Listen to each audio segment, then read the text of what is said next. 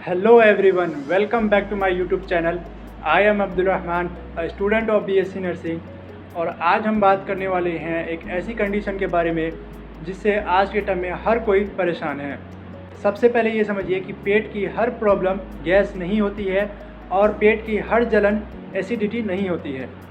अगर आपको भी सीने में जलन होती है, पेट फूल जाता है और खट्टी धकारें आती है और आप बार बार यही कहते हो कि गैस हो गई है, तो आज की ये वीडियो आपके लिए बहुत ही इम्पोर्टेंट होने वाली है। हम बात करने वाले हैं एसिडिटी, गैस्ट्राइटिस, गैस या ब्लोटिंग के बारे में। एक्चुअली में ये तीनों अलग अलग कंडीशन हो सकती है, तो आज इन तीनों को क्लियर करते हैं। सबसे पहले समझते हैं एसिडिटी क्या होती है। हमारे पेट में नेचुरली एक एसिड बनता है जिसे हाइड्रोक्लोरिक एसिड या HCl कहते हैं। ये एसिड हम जो खाना खाते हैं उसको डाइजेस्ट करने के लिए, उसको पचाने के लिए ज़रूरी होता है। लेकिन प्रॉब्लम तब होती है जब ये एसिड हमारे खाने की नली में यानी हमारे फूड पाइप में आने लगता है, क्योंकि इस एसिड का pH लेवल 1 to 3 होता है, जो कि अगर नॉर्मली हमारे स्किन के कांटेक्ट में आ जाए तो हमारी स्किन जल सकती है। तो फिर सवाल ये आता है कि जब ये एसिड हमारे पेट में है तो हमारा पेट क्यों नहीं जलता है। ऐसा इसलिए कि हमारे पेट में एक स्पेशल टाइप की म्यूकस लेयर होती है, एक परत होती है जो हमारे पेट को इस एसिड से प्रोटेक्ट करती है। लेकिन ये लेयर सिर्फ हमारे पेट में होती है, हमारे फूड पाइप में, हमारे खाने की नली में ये लेयर नहीं होती है। अब ये समझते हैं कि एसिड फूड पाइप में आता क्यों है। नॉर्मल कंडीशन में एक वाल्व होता है जिसे हम लोअर इसोफेजियल स्फिंक्टर कहते हैं। ये फूड पाइप और हमारे पेट के बीच में एक गेट की तरह काम करता है, यानी कि खाने को मुंह से पेट में आने तो देता है लेकिन पेट से चीज़ों को वापस फूड पाइप में नहीं जाने देता है। लेकिन जब ये वाल्व कमज़ोर हो जाता है या प्रॉपर बंद नहीं हो पाता है, तब हमारे पेट का एसिड हमारे फूड पाइप में ऊपर की तरफ आने लगता है। इसलिए पेशेंट बोलते हैं कि सीने में जलन है, खट्टी ढकारें आ रही हैं, मुंह में खट्टा पानी आ रहा है और रात को ज़्यादा प्रॉब्लम बढ़ जाती है। अब हम इसके कॉजेज़ के बारे में जानते हैं कि एसिडिटी होती क्यों है। तो फर्स्ट है ओवर ईटिंग। अगर हम एक टाइम पे अगर हम ज़्यादा खाना खाते हैं, भूख से ज़्यादा खाना खाते हैं, तो भी ये कंडीशन डेवलप होती है।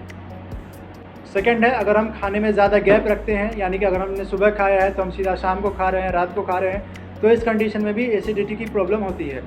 थर्ड है खाने के बाद तुरंत सो जाना। स्पेशली जब हम खाने के बाद दाईं करवट सो जाते हैं तो हमारे पेट की स्ट्रक्चर की वजह से एसिड हमारे फूड पाइप में आने लगता है, इसकी वजह से भी एसिडिटी की प्रॉब्लम होती है। फोर्थ है ज़्यादा स्पाइसी यानी कि ज़्यादा तीखा और ज़्यादा ऑयली चीज़ें खाने से भी एसिडिटी की प्रॉब्लम होती है। फिफ्थ है मोटापा। मोटापा भी एसिडिटी का एक बड़ा कारण होता है। सिक्स्थ है स्मोकिंग या अल्कोहल। अगर हम स्मोकिंग, सिगरेट पीते हैं या अल्कोहल का यूज़ करते हैं तो इस कंडीशन में भी एसिडिटी की प्रॉब्लम होती है। अब हम जानते हैं कि अगर हमें एसिडिटी होती है तो हम कैसे पहचानें कि ये एसिडिटी की प्रॉब्लम है। तो हमें कुछ सिम्टम्स होंगे, जैसे कि सीने में जलन होगी, खाने के बाद प्रॉब्लम बढ़ जाएगी, लेटने के बाद प्रॉब्लम बढ़ जाएगी और मुंह में खट्टापन महसूस होगा। अब हम इसके ट्रीटमेंट के बारे में जानते हैं कि जब हमें एसिडिटी की प्रॉब्लम होती है तो हम कौन कौन सी दवाइयाँ लेते हैं। तो फर्स्ट है एंटासिड। ये टैबलेट्स हमारे पेट में जो एसिड निकल रहा है उसको न्यूट्रलाइज कर देती है, जैसे कि डाइजीन, रेंटेक। सेकेंड है PPI यानी कि प्रोटॉन पंप इनिबिटर्स। इसमें जो टैबलेट्स आती है जैसे कि ओमिपेराजोल, पेंटोपेराजोल, ये दवाइयाँ हमारे पेट में जो एसिड बन रहा है उसको कम कर देती है। लेकिन ये मेडिसिन अकेले काफ़ी नहीं होती है एसिडिटी को रोकने के लिए। जब हम ये दवाइयाँ लेते हैं तो हमें टेम्परेरी रिलीफ मिल जाएगा, लेकिन बाद में फिर से प्रॉब्लम होगी। तो इसके लिए हम कुछ लाइफस्टाइल चेंजेस कर सकते हैं, जैसे कि एक ही बार में ज़्यादा खाना ना खाएं और लंबे समय तक भूखे ना रहें, थोड़ी थोड़ी देर में कुछ ना कुछ खाते रहें। लेट नाइट खाने से बचें, यानी कि ज़्यादा रात को ना खाएं, क्योंकि रात के टाइम में एसिड का प्रोडक्शन ज़्यादा बढ़ जाता है।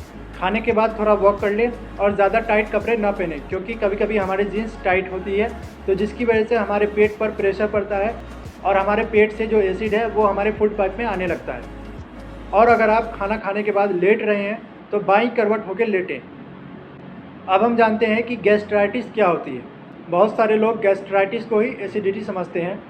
गैस्ट्राइटिस का मतलब होता है पेट की अंदर वाली जो लाइनिंग होती है, जो परत होती है, उसमें सूजन या जलन हो जाना।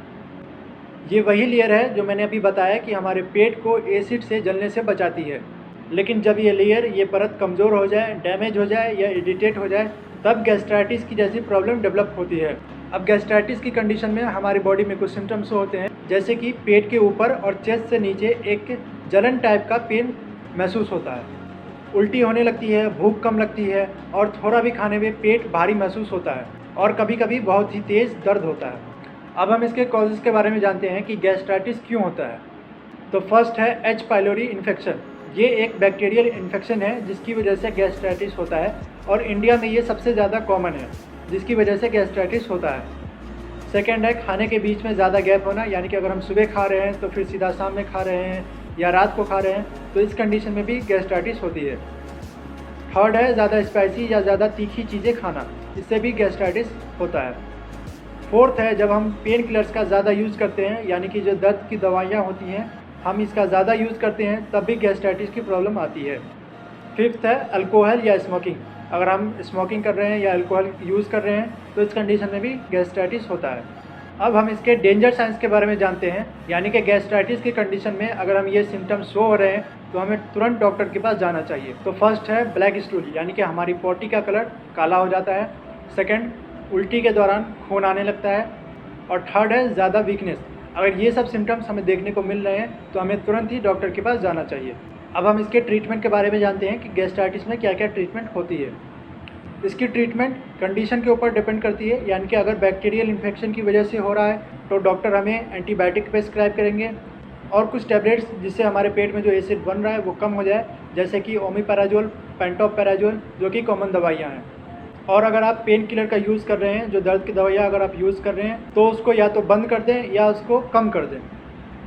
अब कुछ ऐसी चीज़ें हैं जो हमें गैस्ट्राइटिस की कंडीशन में हमें नहीं करनी चाहिए।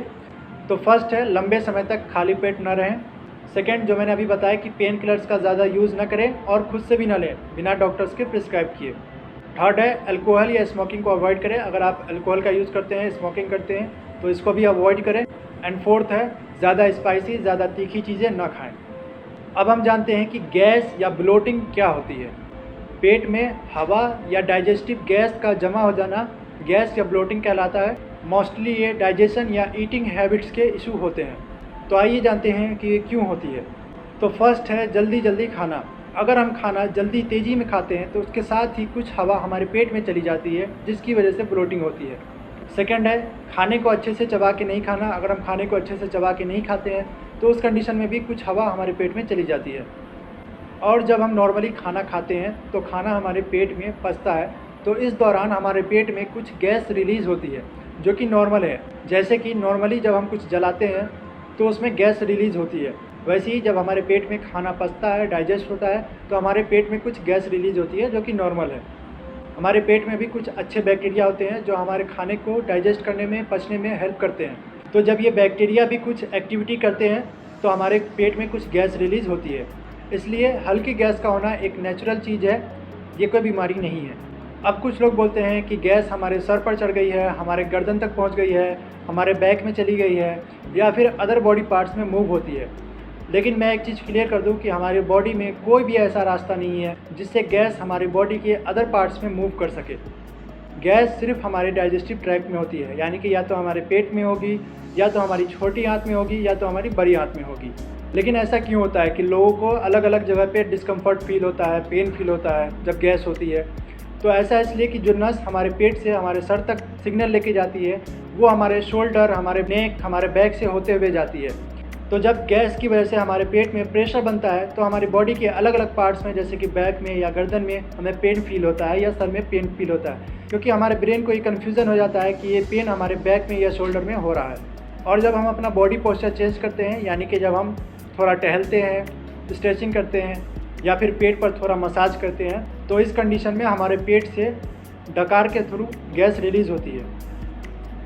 अब हम गैस या ब्लोटिंग के सिम्टम्स के बारे में जानते हैं कि हम कैसे पहचानें कि ये गैस या ब्लोटिंग है। तो फर्स्ट है पेट फूलना, यानी कि हमारा पेट फूल जाएगा। सेकंड, हमारा पेट बहुत ही ज़्यादा टाइट फील होगा। थर्ड है डकारें आएंगी। फोर्थ है पेट से गुरगुर की आवाज़ आएगी। और फिफ्थ, कभी कभी क्रैम्प्स भी आ जाते हैं। तो अब हम इसके मैनेजमेंट के बारे में जानते हैं। तो फर्स्ट है खाना धीरे धीरे खाएँ, खाने को चबा करके खाएँ, ज़्यादा खाना एक ही बार में खाना अवॉइड करें। और अगर आपको कब्ज़ की प्रॉब्लम है तो आप उसको भी ठीक करें। कोल्ड ड्रिंक्स ना पिएं, क्योंकि कोल्ड ड्रिंक्स में already carbon dioxide gas present होती है जो हमारे पेट में जाती है। और अगर हम वॉकिंग करते हैं, थोड़ा टहल लेते हैं, तो ये ज़्यादा हेल्पफुल होता है। अब हम ये जानते हैं कि एसिडिटी की दवाइयाँ हम गैस में क्यों लेते हैं। क्योंकि गैस और एसिडिटी एक साथ होते हैं। तो जब हम एसिडिटी की दवाई इस कंडीशन में लेते हैं तो हमें थोड़ा रिलैक्स मिल जाता है। लेकिन ये दवाइयाँ ज़्यादा टाइम तक यूज़ ना किया करें, क्योंकि इन दवाइयों का लंबे समय तक यूज़ करने से हमारी बॉडी में विटामिन B12 की कमी हो जाती है, हमारी बॉडी में मैग्नीशियम की कमी हो जाती है और हमारी बॉडी में कैल्शियम का भी लेवल इम्बैलेंस हो जाता है। तो उम्मीद करता हूँ कि आज आपको एसिडिटी, गैस्ट्राइटिस और गैस या ब्लोटिंग के बारे में क्लियर डिफरेंस पता चल गया होगा और आपको अच्छे से समझ में आया होगा। अगर आपको वीडियो अच्छी लगी हो, हेल्पफुल लगी हो, तो please do not forget to like, comment and share my video. Thank you. Stay healthy. मिलते हैं नेक्स्ट वीडियो में।